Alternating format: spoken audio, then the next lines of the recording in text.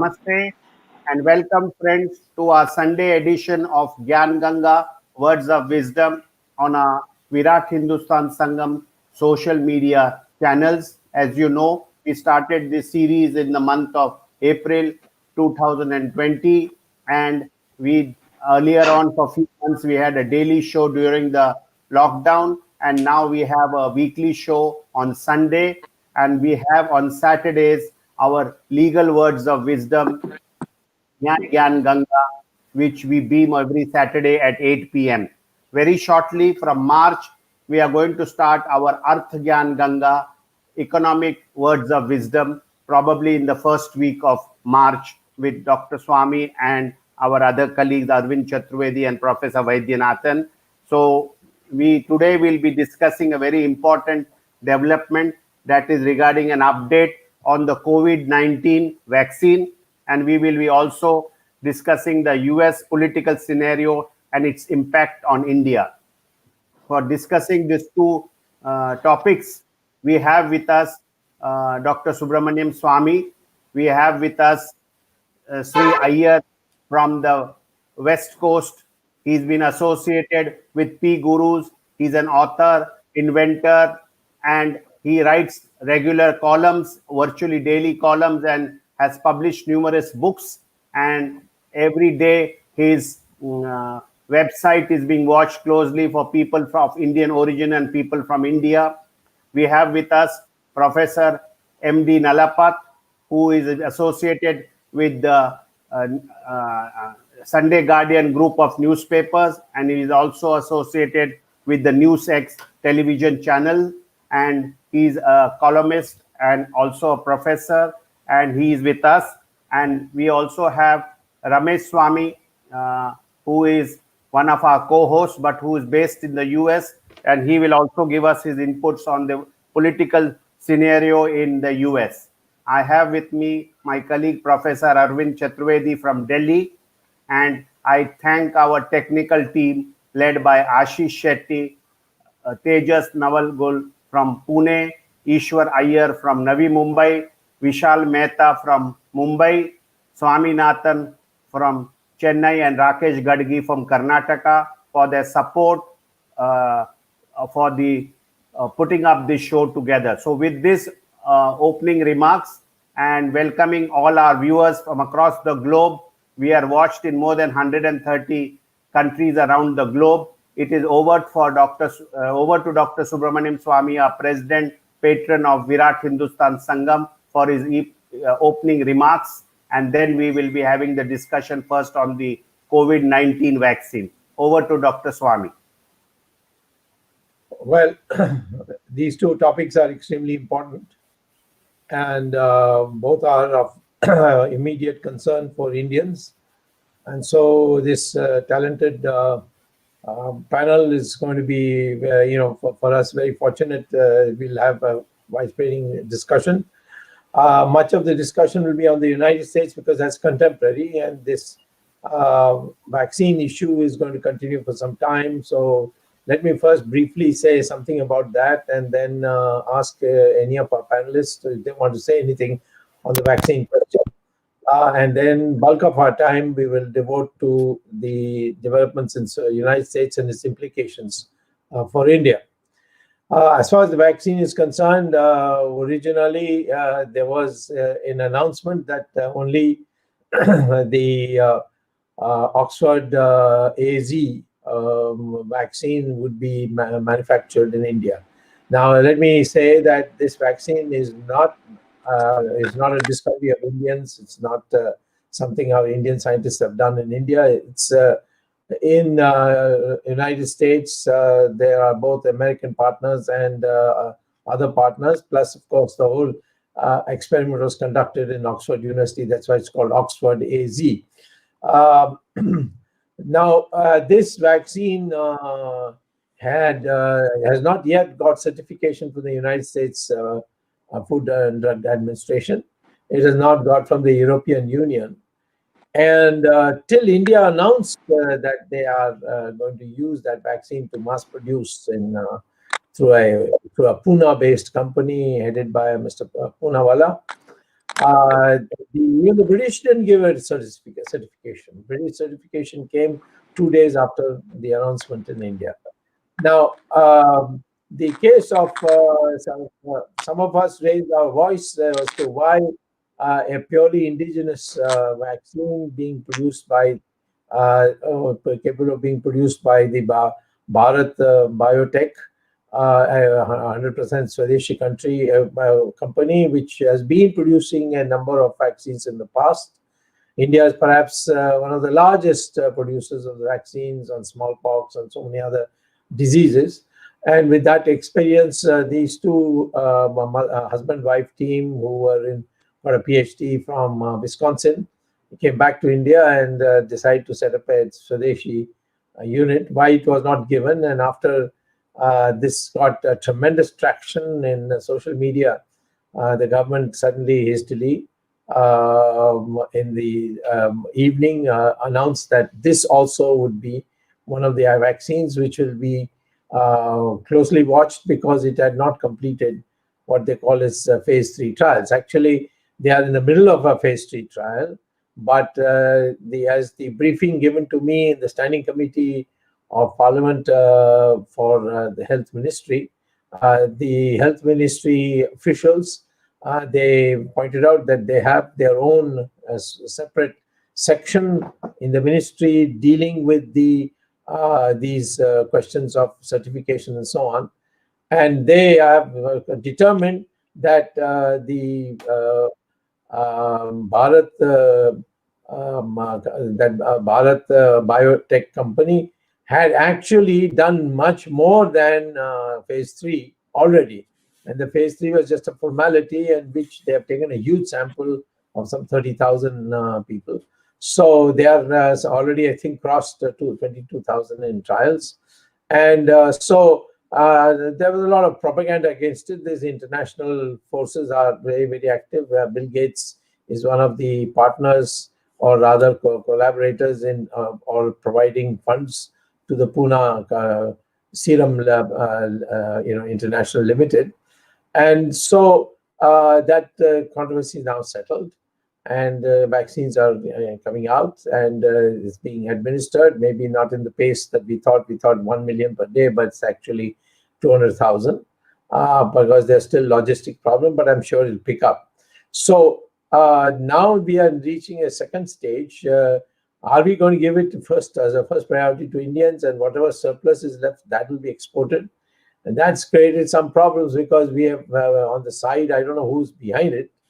I suspect the Prime Minister's scientific advisor is behind it, who's originally from the Tata Institutes, one of the scientific subunits of the Tata Institute of Fundamental Research. So the Brazil has kicked up a fuss that we promised them and not doing it. Now I think we have again done a somersault on that, and it's being done. But as far as the BBL, that is the Bharat Biotech, is concerned, their rates are like 95% in terms of safety. About its efficacy, we'll all find out, because nobody knows anything about the efficacy unless you actually go for a general trial, a general application of the vaccine. As far as the Oxford AZ, that the trials give mixed picture. If you give half the dose and the second stage you give the full dose, then it goes up to some 85%. But if you give 2 full doses as it's originally prescribed, then the efficacy is only 60%. By the way, the Chinese vaccine is only 50%.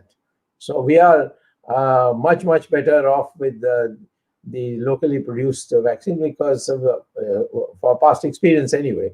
So all told and done, I think we are on our way. And it's just we watched the Standing Committee of Parliament for Health and Family Planning is meeting again on 22nd. And I'm hoping to summon the principal scientific advisor to the Prime Minister and asking him, give him a shakedown, because he was a member of a special committee set up to see how we can indigenously produce the vaccine, and he seemed to have leaned in favor of the foreign one. And the foreign one was entirely tested on foreigners. We don't know how it's going to be received by Indians, whereas the BBL has been entirely tested by Indians. So this is briefly the point I want to make. If there's any comment from our international visitors, I'd be happy to hear. I think we'll all be happy to hear it. Please, Iyer and Ramesh, would you have anything to say? I'll have the Sree Iyer to jump first. He's a guest.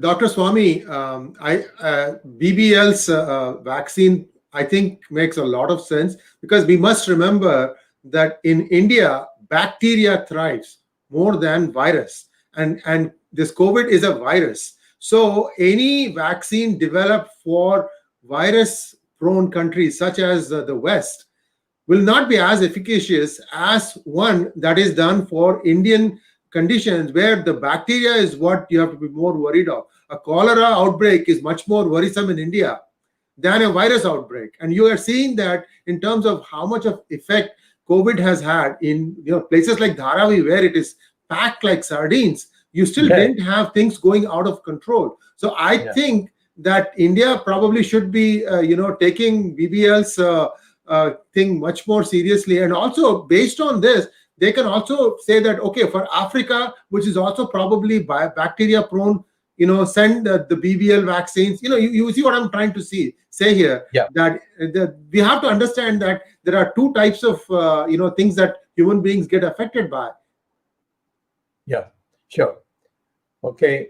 So from my end, I think based on what I see, the BBL is the best option, because 100% of their clinical trials were conducted only on India, unlike the Oxford, because there is no clear data from the Serum Institute as to how much of that percentage of that were conducted on Indian candidates. So it's going to be a question mark.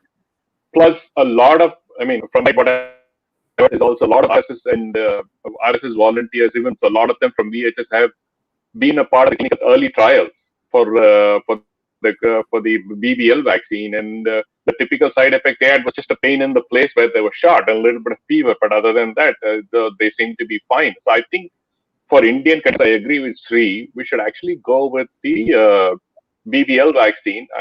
Obviously, not one company can make for the entire population, so AZ can also be taken into consideration. But I think the government should take it on a war footing that the local vaccine is much better, and they should start getting this administered. The second point, I don't know if it is a fact, is not many people are taking the vaccine.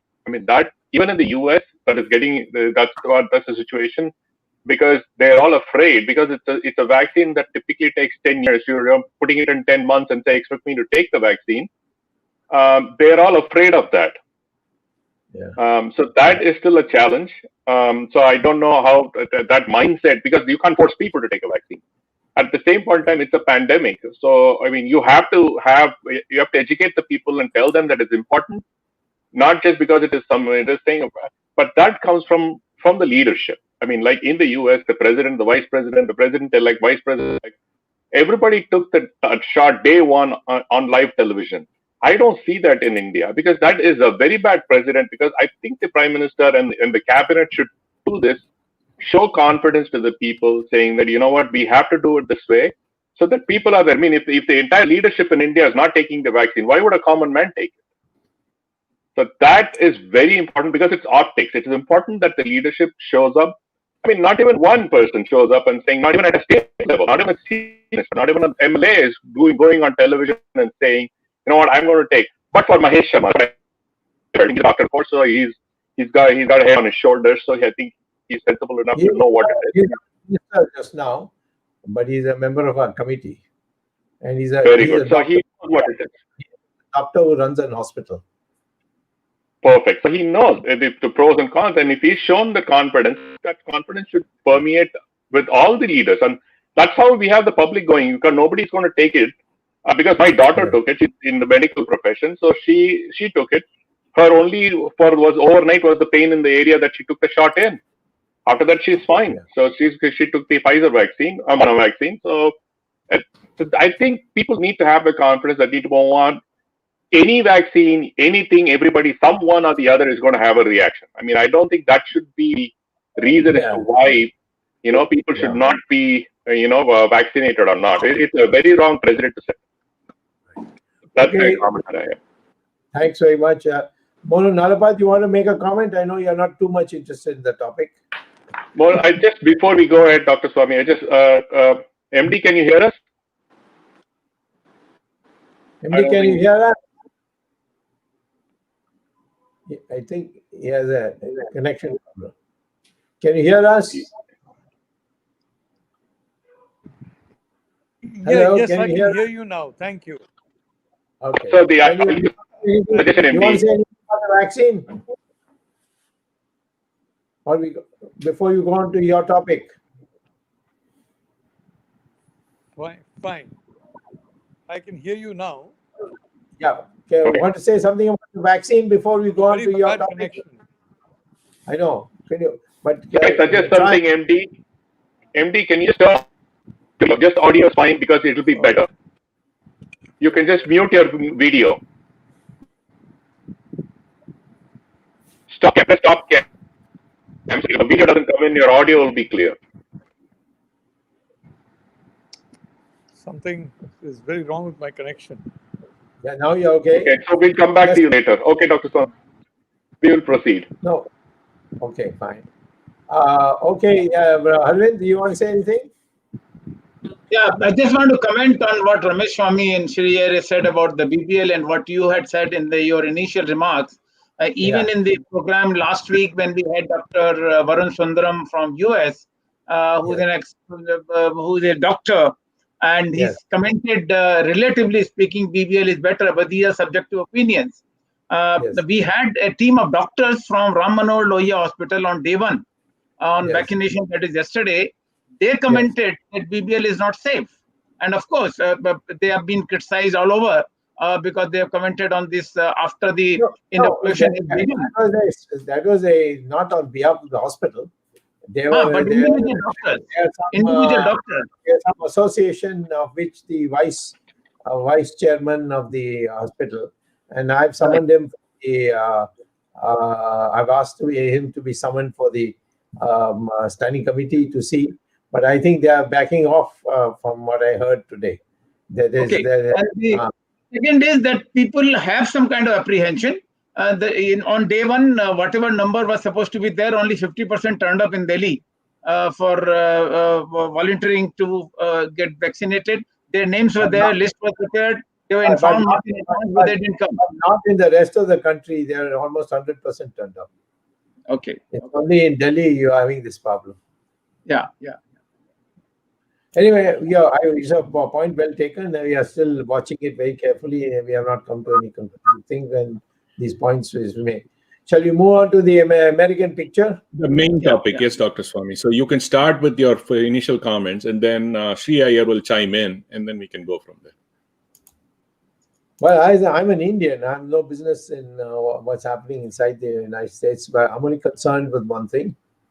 How is it going to be in our Indo-US relations? Now, there is something called India-United States relations. There is something called the BJP-United States government relations. There's also a Modi-United States relation, because the person who has become the CIA chief, William Burns, was earlier on, I think, in the State Department, and they were that was during the Gujarat period. He was a little hostile to Mr. Modi personally, but then some years have passed by. Maybe he has mellowed on that.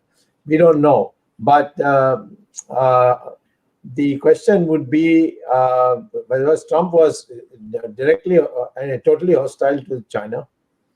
I don't get the impression from the composition of the cabinet that the incoming Biden administration is going to be so hostile to China. In fact, there's celebration going on in China, and we need to factor that in, because I think we have essential problem with China in the coming months, particularly on the border, and so we don't know how they will react. So I think what I think would be better is that the two persons from the United States here on the panel, Sree, Iyer and Ramesh, and if we get Nalapat, who's written extensively on the subject, and he's the one who alerted us about S-400. At least I have learned it from his articles and conversations with him. So his input will be very valuable if we get him on. So perhaps let's see a right start, and Ramesh, if you can help in the background. Yes, sir. Will do. To come on. Yeah, will do. Over to you, Ramesh, Sree Iyer. What do you have to say about the scenario of Indo-US relations in the context of Biden coming to power? Namaskaram to all the VHS followers and friends. Dr. Swamy, Jagdish ji, Dr. Arvind Chaturvedi, Ramesh, thanks for inviting me back to VHS Gyan Ganga program. This was one of the most bitterest fought elections. You had so much acrimony and so much back and forth that it is now time for the nation to heal and move forward as one entity. The rhetoric was off the charts, and I'm hoping that calmness will prevail, and moving forward, the country will heal and move as one entity. A few things that you touched upon, Dr. Swamy, for example, the new CIA director appointment. Sir, I know that he was perhaps a little adversarial towards Modi, but we have to keep in mind that at that time, UPA was in power at the center. And we all know that UPA, along with the left ecosystem, is very good at messaging. They might have done a lot of stuff which perhaps was taken and swallowed in toto. And we have to try and find out whether, as the CIA director now, he is willing to listen to what has happened in the last 6 years. After all, Modi, if anything, has been treating the minorities with kid gloves. And in fact, the majority is a little bit unhappy about the fact that Modi has been so kind and benign. And this balanced approach needs to come in from Modi's point of view. But be that as it may, I'm sure the American intelligence agencies are also watching and seeing what is going on. And I think that his individual preferences and tastes may not really come into play on all decisions. Maybe one or two decisions it might have a bearing, but we have to wait and see, sir. But that is why sites like P Gurus, which are independent, we don't carry a brief for Democrats, nor do we carry a brief for the Republicans. We will be there. We will be looking at what is going on. And just like Gyan Ganga comes every week, we have a P Guru's news module that comes for 15 minutes every weekday. And we try to cover world events in that. So that is one thing. The other thing is about the team that Biden has put together. If you think of Obama's presidencies, term 1 as 1 presidency, term 2 as 2, this looks very much like Obama 3. So whatever the policies that Obama had put in place, you can expect most of those things to follow or continue. And perhaps Biden will be his own man and he will grow into that role. We have to keep in mind that in the first term, Obama was not really doing things that he would have liked to do. But in his second term, he grew into that role and he was much more decisive. Unfortunately, in the first term, China got a free ride, and that is what is now coming back to bite the United States in the back, in my opinion. So there is a crying need to continue with the sanctions that Trump put in place against China, because that is the right thing to do. People don't understand this, but those of us like me, who as an inventor, I've had nothing but challenges trying to enforce the patents that I had done in China. People just laugh at you when they say, well, so nobody's paying royalties and they are ripping me off. And then they would just say, well, the best you can do is go and fight it in a Chinese court. And even if you win the case, the Chinese court will only ask the offender to give you an apology. That's it. No monetary damages, no punitive damages. So this is the kind of legal system that exists in China. So the only way to bring discipline is to do what Trump did. And for some strange reason, many US presidents shied away from doing this. And now at least something has been put in place. I hope that the current administration will continue down that path and make sure that the transactions are more fair.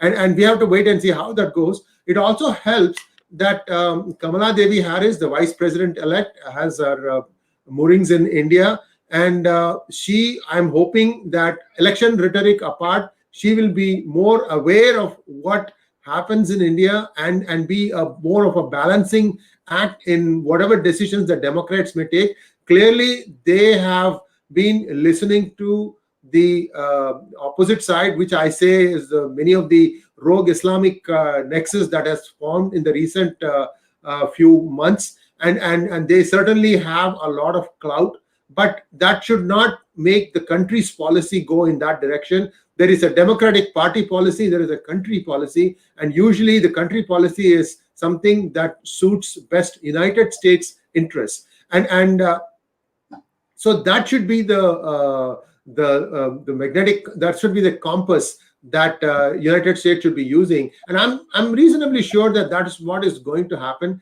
It's been known that Biden is a fair person. He is a fairly effective, he gets things done. He will be less confrontational towards perhaps the Republicans who will have 50 seats in the Senate. And I think it will be smoother than what we think, but there are some headwinds. For example, the second impeachment, in my opinion, was needless. They could have just done a censure and moved past. But now what could be happening is in the first first 100 days of the Biden presidency, the impeachment will still be there because they'll say, but the Senate hasn't voted on it. And it would be a needless distraction. The country and the world is going through very, very difficult times because of the COVID.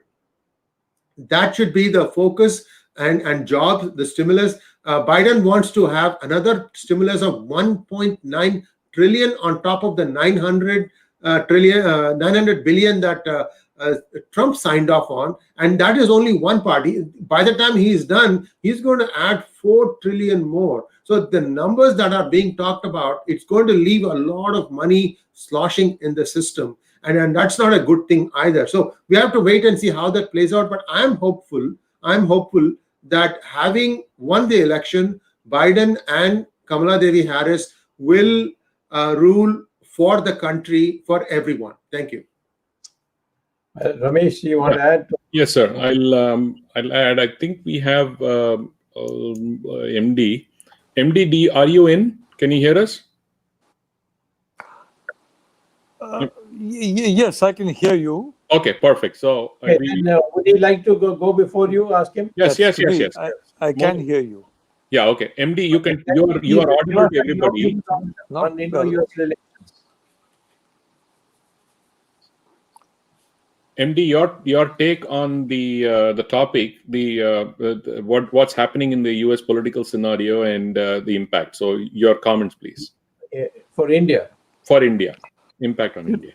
Yeah, I don't know how good this voice is on a bad connection, but in my view, it's done and dusted, and it has been done and dusted from the third. We lost him again, Dr. Swamy. We lost him again. So sorry, folks, we have a bad connection with Professor Nalapat. So he's based in Kerala, so I guess there is a challenge. Yeah. I have him back. Yeah. Go ahead. MD, go ahead. Yeah, I'd like to say that it's, we have to realistically that the election is over, and realistically that several elections have had problems. I mean, the more obvious ones are, for example, the hanging chads of Florida and George W. Bush being elected president by the Supreme Court of the United States because they refused to order a recount for Al Gore. Well, then what about Nixon when he went against Kennedy and the Chicago machine delivered a lot of votes?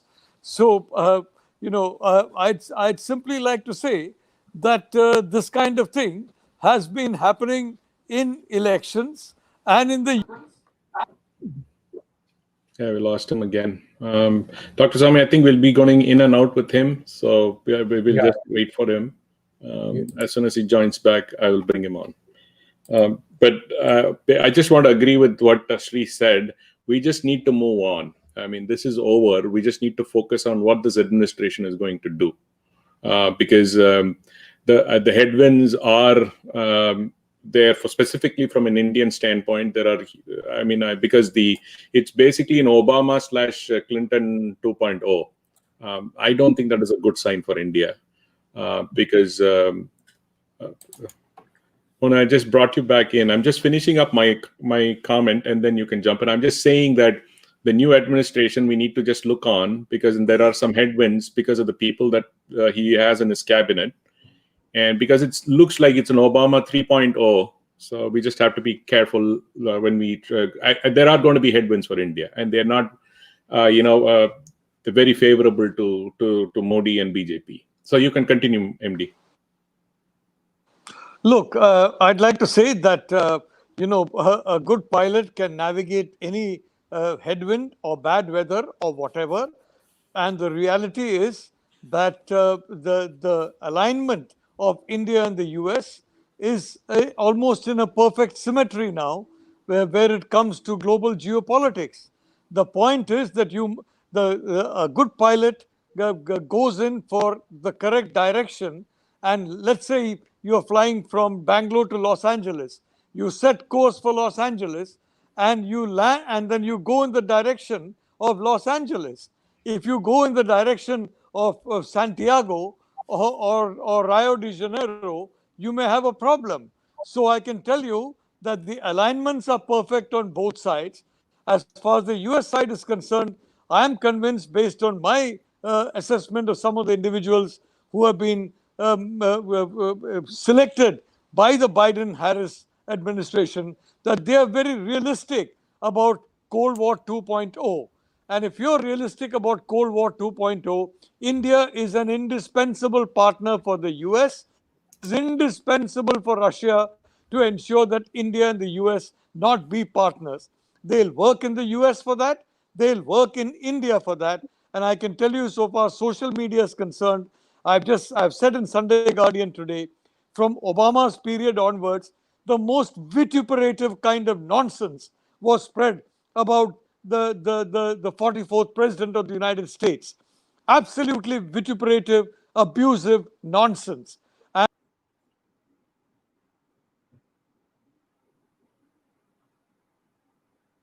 We lost him again, Dr. Swamy. So we'll wait. Okay. So let me ask you a question, Ramesh, before he comes back. He's back. Okay, he's back. Okay. Yeah. My information is very. Yeah. Sorry. Go ahead. Yes, go on. Tell him to go on.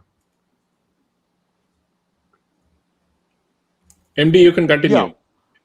Yeah. Sorry, I have a huge problem with my network for some reason. But I can tell you very clearly that if the Indian side sets the correct course in Cold War 2.0, there is no way that the United States side is going to deal with the Indian side in anything except respect. Obama and Modi got along very well with each other because Obama was a pilot who knew his settings very well, and Modi wanted to be friendly with the United States. Well, now you need a little more navigational expertise to go in for this fresh direction, because the weather has changed en route, various other conditions have altered en route, and in a sense, even the destination has been tweaked a little bit in terms of the degree of closeness that is needed between Washington and Delhi. If that correct course is set. Okay, Dr. Swamy, you can continue because we keep losing him. So you can just say.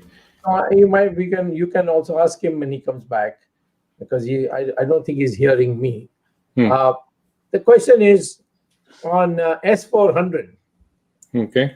The recent statements from the Biden side also is that they will not give them a waiver. India sorry, waiver.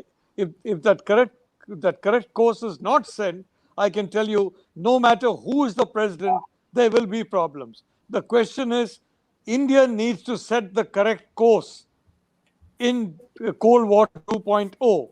And if that is set, there is no problem. If that is not set, whoever is the president, there will be, as you said, massive headwinds.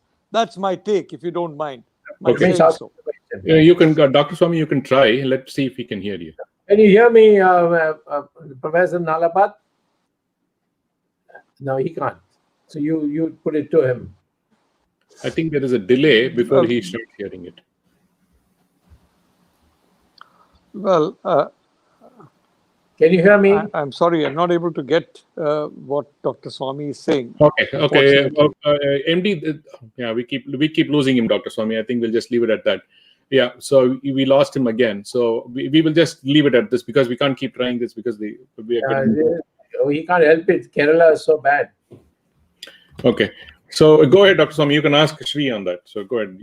Sree, and then you. Of course, there's Arvind Chaturvedi. We can also bring him in on this question. Yeah. The issue is this, that the S-400, even when I had gone 2 years ago to the United States and had meeting with the very, very influential top officials of the State Department. And they took me out for lunch, so I mean, therefore, it was very informal. And they were very, very upset with this S-400. I asked them why. He said, well, you know, it's got Chinese technology for its whatever electronics they have put in. And therefore, we can't afford Chinese to be around when our most advanced equipment at that time, they were even thinking in terms of F-35, come into India. So this was something that was agitating them. Now I find that in Turkey, they have put a sanction. And only therefore yesterday, somebody said from the Democratic Party that there will be no relaxation on that. S-400 will invoke these sanctions for against India. So what do you think? They think that they will do that? Go ahead, Sree. Yeah, there is a real challenge in front of India. I think they will go ahead. Dr. Swamy, if you will indulge me, I want to give a technical scenario which should make people think a little bit harder about going with S-400. Sir, in 2010 or 11, I'm not 100% sure, one of those 2 years, a cruise ship that was bearing US passengers suddenly came to a grinding halt in the middle of high seas. And the only explanation that people could provide was that an electromagnetic pulse called EMP was directed at it. And what an EMP does is it completely disables the electronics inside the ship. Today, the cruise ships are completely navigated using computers. 100%, sir. There is a pilot sitting there, but he doesn't do much. The computer takes care of everything. So if this EMP has been doing the rounds, people don't talk about it except in hushed voices. So the real fear is that the EMP technology is being controlled by the Chinese from their satellites. So just imagine, sir, S-400, India is in a critical phase in its war against Pakistan. All of a sudden, the S-400 stopped functioning. Not only Pakistan, Sree. I mean, we are buying stuff from Russia with Chinese technology. They can disable that too. That's what I'm saying. S-400 is Chinese technology. I'm not even saying it's Russia. You can have a Russian plate on top. Yeah, that's right. They can just disable it, and we can just see them. Probably put them in museums. Yes, yes. Yeah. So what And is by it the way, that India is? government has insisted that we'll go ahead with S-400. Anyway, we have sunk 40% of the cost already to them. The price we have to pay, we have already paid in advance 40%. So they are saying they are going to go ahead with it. So I think this is going to be one point on which United States and India are going to have a problem. Then there's a liberal wing which is influential in terms of intellectual influence. And they have been targeting BJP and Mr. Modi for a long time. And they will twist anything and everything and put it across. Do you think that they are going to keep it quiet if the relations continue to be as warm as they were during Trump's period? That is the question. Is it for me? Yeah, go ahead. Yes, both of you and you in particular. Sir, I see some green shoots, sir, and I say that because in the stimulus bill that Trump approved, there's a considerable amount of money set aside for improving Tibet. There is going to be a resolution passed where a portion of Tibet is going to be officially recognized by United States, and India will need to jump in with both its feet right away. After all, India is hosting the government. I mean, we are letting the Tibetanese government have their government in exile in Dharamshala. So India needs to be front and center when that thing becomes official. So that is the silver lining I see. So that there is going to be pressure. What about your treaty that you signed with them, not once but twice? First by Jawaharlal Nehru and another by Patel Vajpayee. That Tibet is an integral part of China. Dustbin. Okay, so then they can retaliate with the same thing, saying that we will recognize Tamil as a separate country, Tamil Nadu as a separate country, and give weapons and arms to whatever is left of the LTTE. We'll have to send Dr. Subramanian Swamy. We are, the question is, we are not able to manage Ladakh, and now Arunachal also is going to be a problem. Correct. And you're talking about managing Tibet. No, the whole thing would have to be done by US, and with India will have to probably give tactical ground support.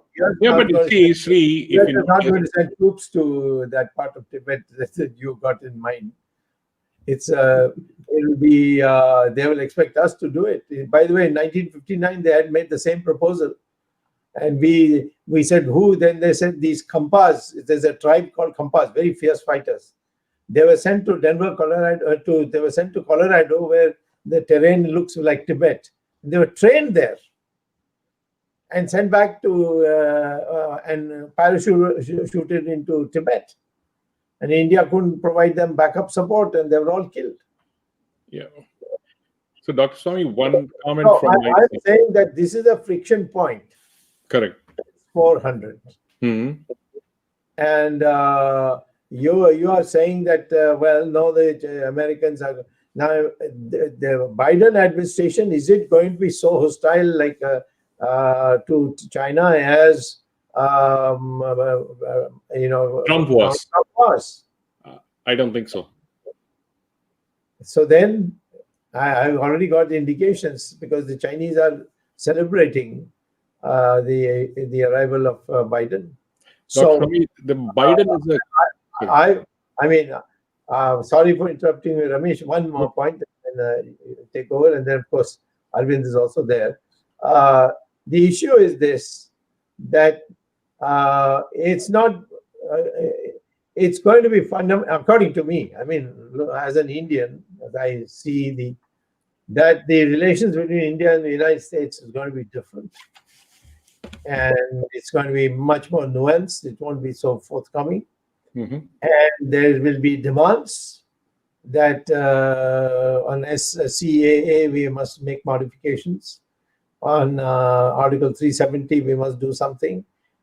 These demands will not come officially from Biden, but they will come from the Congress. It will come from various groups which will depose before the congressional committees, and there will be support from India, from those rascals who made this whole mess in the past. They will be the ones who will be advocating it. So I think we should learn to tighten our seat belts before taking off. Okay. I mean, the floor is yours. I'm just sort of trying to provoke you into giving me more answers. Yeah, I think you have taught us well, Dr. Swamy. So, Arvind, you want to also assist me in Yeah, this? I just want to say about this very grave threat about the S-400 sanctions that you are talking about. You see, in 2019 itself, the Pentagon official had made it clear, not from the US administration, that anybody, even in India, if they buy anything from Russia or especially the S-400, because S-400 is a counter to the 5th generation aircraft of US. Now, what happens after, maybe due to some love affair, US gives this 5th generation aircraft to Pakistan, and we have to protect ourselves in order. And in 2019, when the US had made this statement, Indian government did not react. And despite that, they went ahead with the deal. And out of 40,000 crores, as you say, about 40% has already been paid in advance. We are expecting it now. And if we are taking a conscious decision to buy S-400, despite this statement from US, that means we are prepared for it. Now, Dr. Arvind, the one question here. Russia said they're going to get delayed. They're not going to deliver anytime soon. Yeah, that's right. Right. That's So, I mean, we don't know when they're going to deliver. I've told them delayed. Yeah. So, Dr. Swamy, my point is this. Okay, typically, from starting from Biden is a career politician. He's just going to try to find middle ground everywhere. So that has been his career. So I think that's the tactic that he's going to use. He's not going to give in too much to India, not do it that way. He's going to try to be a friend to everybody. So that the first year is going to be confusion because we have so many local issues. I mean, what I'm saying, local to America issues that he's going to be bogged down with. It's just too much going on. So I think the first year, the foreign policy is going to be very cold. I don't think we don't have much time. But unfortunately for India, that first year of the presidency is also crucial because we have two neighbors who are like on the verge of, attacking us anytime soon. So that is one big challenge that we have that we need to think about. The second, as far as the S-400 is concerned, India, we have this offer called, buy the old stuff and get you new one, right? We have an exchange offer. I think America can accommodate, if the Indians are smart, we can accommodate such an exchange offer. If you buy American guns, we will take away the S-400 from you. Some kind of a barter system can be done. But I think S-400 is as you said, you've done so many things. There is no way I can dispute you on it. We need to stay away from S-400. If it's a 40% of paid, then you have to take that loss, move on with it, and just think about what we need. Maybe you can buy something cheaper from Israel or some other place and compensate, because you can't just say, because I paid money, I'm going to wait for it forever. By the time, everybody else starts in the two countries that are in the border, one is already occupied stuff. The other one, we keep giving away pieces of our land. I don't know why India has this penchant for giving away land. Either it's Pakistan or China. We freely give away land. Once you occupy, okay, we'll call it China occupied Ladakh. So that will be, instead of POK, there will be COL. So I don't know. Bhutan. It's called Bhutan. So we have one side is Pakistan occupied Kashmir, the other one China occupied Ladakh.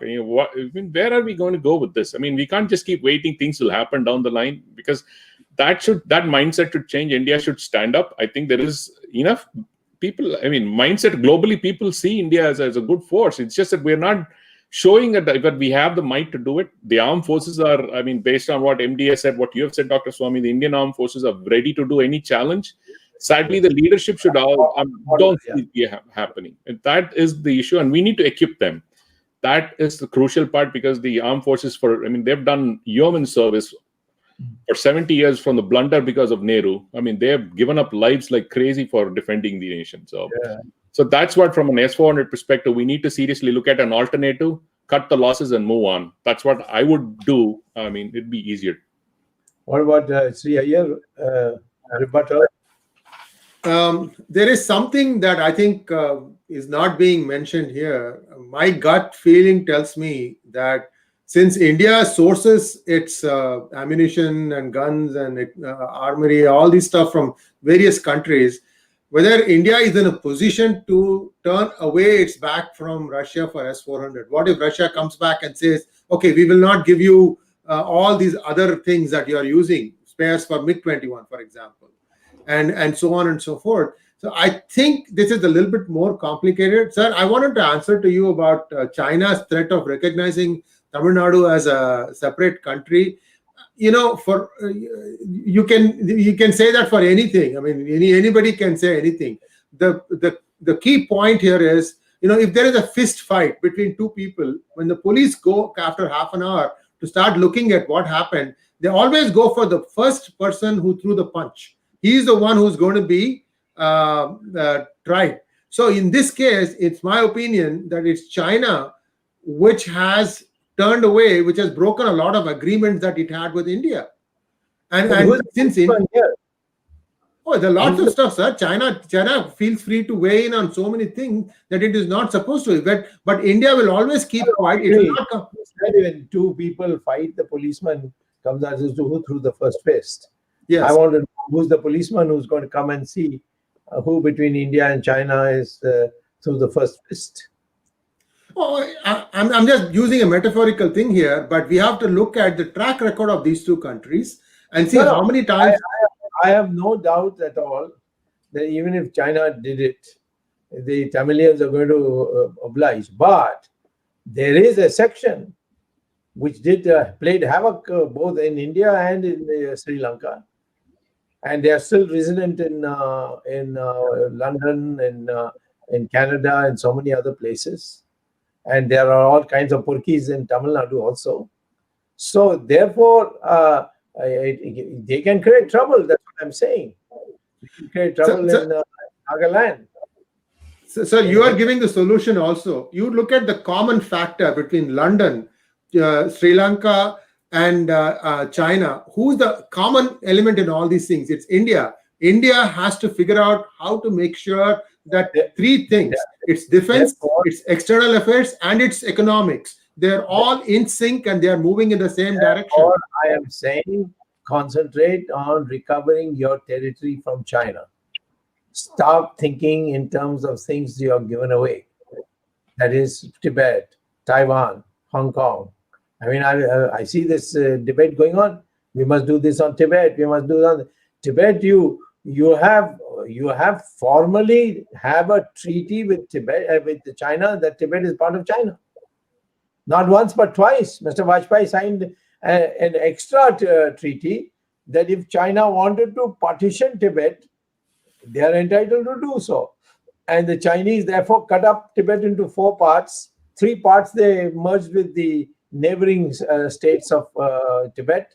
And now the Tibet is only 1/4 of what it was. And now they may even appoint their own Dalai Lama in case we don't follow the custom of the past, namely that the Dalai Lama gets an endorsement from the government in Beijing. All previous Dalai Lamas have been given the final ring to wear to say your Dalai Lama was the government of China in Beijing. What was called Peking. Read my book. I've documented it. Okay.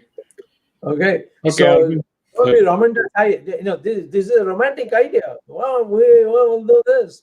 You first get back this POK before thinking in terms of liberating Tibet. That's how I feel. I mean, you are based in America. You have your own perspective. I respect it. But this is a hardball discussion. Dr. Swamy, the LOC should be renamed, right? I mean, instead of line of control, we should call it Ladakh Occupied China. No, we originally called it LAC. LOC is between us and Pakistan. Pakistan, no, just say so. This LAC, we have LAC here, line of actual control. Okay. Which we agreed on a very temporary. Land by China? Huh? No, those are jokes. But the fact is that we made LSC in 1993. I was very much present there because Mr. Narasimha Rao did it as a temporary measure for a final settlement. And the final settlement would have meant the whole of Arunachal was India and adjustments in the Aksai Chin area. Doctor, I have one question for you, more on the China side. Is it possible for India? I mean, I know it's a possibility. Again, it's a very hypothetical question. That China can split too, and can India be a force or do something to create that split? No, first you recover your own land in order to create confidence that you can do something inside China. Okay. And I don't see any way. The Chinese have very systematically unified their population with a single language. They had multiple languages, but they have made everybody learn what is called as Goyu, that is Mandarin. Goyu means national language. And it's an integrated society. And another 20 years, there will be no Tibet. They'll all be Chinese. Yeah. Dr. Swamy, I want to bring to your attention, you mentioned William Burns, because even as late as February of last year, before the pandemic began, he was not very, well disposed to Modi's government, because he felt that they are, so that, and now him being the head of CIA and the former State of Department guy who was in Benghazi, Clinton's understudy, doing the State Department, head, Secretary of State. Yes, it's going to be very difficult for India. I heard MD say that it's a headwind, a good pilot. That's all a good metaphor to see. But it is it is not an easy task, because these two guys, they come with a lot of history and baggage. So, I want Sree's comment, because I feel it's not going to be an easy headwind to navigate. Your Secretary of State to be in another few days, he has addressed the Hudson Institute. I've read his speech. It's very clear that there are human rights violations in India and we must take it up. And they squarely blame the BJP government. Yeah, the bugbear that we need to deal with. So the one thing we can do on our own without any external help is to evict the Chinese from Ladakh. But we are not doing it. There seems to be somewhere some people have developed stage fright. And when they have got stage fright for a thing that you can easily do, and it's not, even more surprising is that all these occupations took place not in May, June. It took place between 2006 and 2013 when the UPA was in power.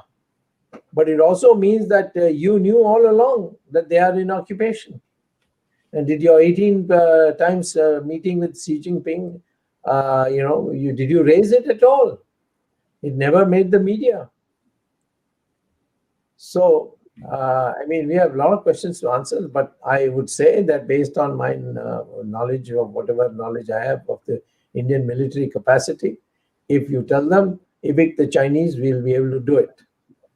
And if the Chinese escalated into a world war, a full-fledged war, then, of course, I think automatically other countries would come, depending on their interests. I think Vietnam, Japan, Australia, of course, the United States, all of them will start supporting you. But at this time, if on this border conflict, nobody is going to come here and invest anything. They can give you advice, moral support, beautiful statements, drafted statements, and our media will suitably play it up. The United States totally with India. What does that mean? You see, put your money where your mouth is, as the Americans say. So I think, if I may put in my 2 bits worth before I hand it over back to you, United States and India relations is going to be tested. And it depends on our articulation and the United States formulation. Because the United States is a new government, they have to formulate.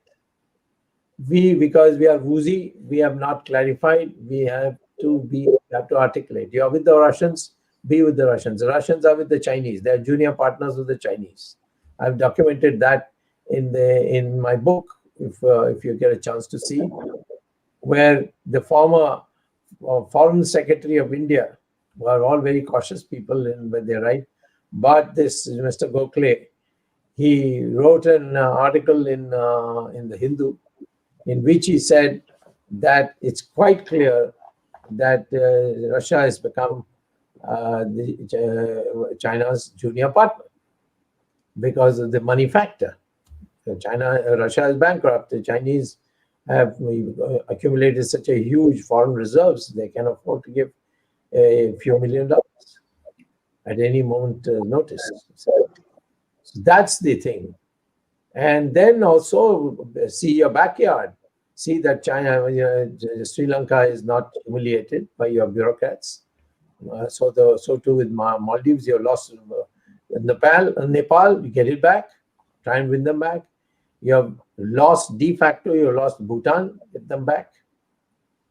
Secure your boundaries and administer a military feat, which we have with bare hands. We have demonstrated that in Galwan Valley in June, where our chaps climbed up a hill where the Chinese were, and that time because of no use of weapons agreement, I don't know how they abided by it, but both fought with bare hands, and they managed to kill 20 of us by either throwing rocks as they were climbing up the mountain. And we, after reaching the mountain top, we must have killed about 3 times that. And the one Chinese who's defected to the United States, he said, no, it was more 6 times. So the fighting spirit is there, and this has to be demonstrated. It can't be by speeches, it can't be by phrases. It has to be by showing that India can stand alone, but with the support, we can, in fact, reduce China to to its or draw it back to its senses. Dr. Swamy, the key point here is because India has faced a lot of wars. I don't think China has, in modern times, China has faced any war. They don't have practical experience. They have all the scenario, computer scenario modeling, simulations and stuff like that. But when it comes to in the ground fighting, that morale is different. You can't just put them or program people into it.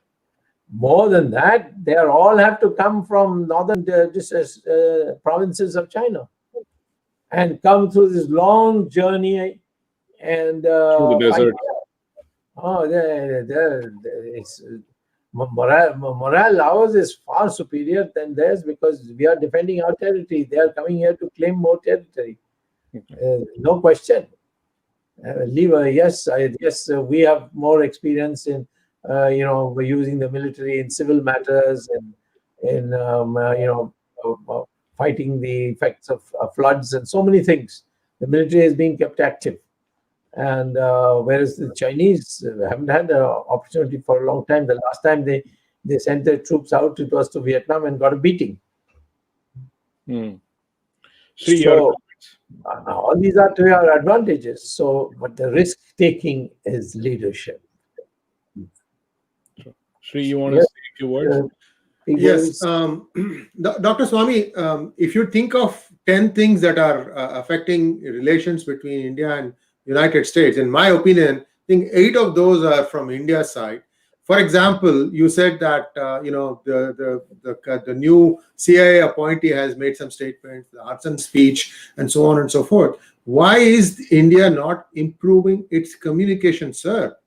Why isn't India saying what it did? I mean, the minorities in India are being pampered. What is human rights? Who can say these things? I mean, I can be one voice explaining to people, showing the truth, but still city councils continue to pass resolutions. Yesterday, I was with a council member of a city called Fremont, and I was giving him all the data. And I said, look, I've had 3 lawmakers come and on a channel and explain why CAA was drafted, the rationale behind it, why somebody was left out, why somebody was taken in, everything. And still these things continue to happen, sir. This is mostly because that communication from the BJP government, what it has done for the minorities, I mean, that needs to go and resonate. Look at the number of lobbying organizations who are carrying the brief for Pakistan and compare it with how many are there from India in the United States Capitol. You can count with your fingers how many people work for India, lobby for India. So these are all challenges that the Indian government faces. If the other guy is jumping 100 feet, you have to at least jump 30, 40 feet. Right now, India's voices in terms of explaining its strategy, it's buried under noise. I entirely agree with you. The question is, if I ask Sree Iyer to represent us, then somebody will feel this guy will leave us no room to exist. And that's the way and then what happens to my son's admission into foreign universities? I wanted to be on the good books of Mr. A, Mr. B. There all kinds of considerations are there. It needs leadership to be able to tell what we need with each country. I don't want to boast, but nobody else but me could have got Kailash Mansarovar route opened.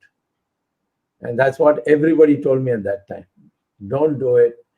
And in fact, Vajpayee went to the extent of saying, you're spoiling whatever relations we have built, as if he built anything. When Moraji was there. Narasimha Rao was foreign minister, and Mrs. Gandhi's government told me, you're just spoiling your name, you will get them irritated. Nothing of the kind happened.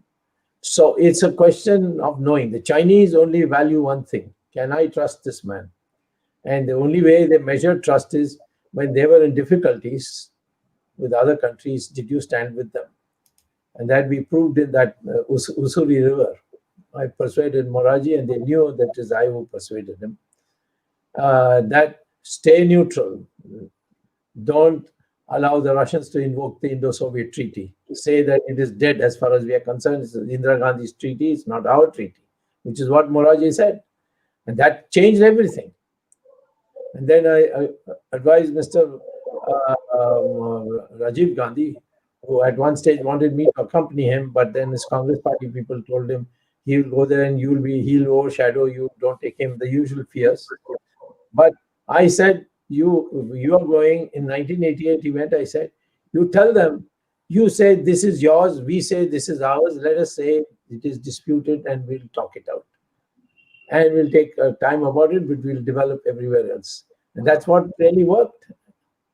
And so the question is, the political authority must know what each country wants. In the United States, everything is give and take.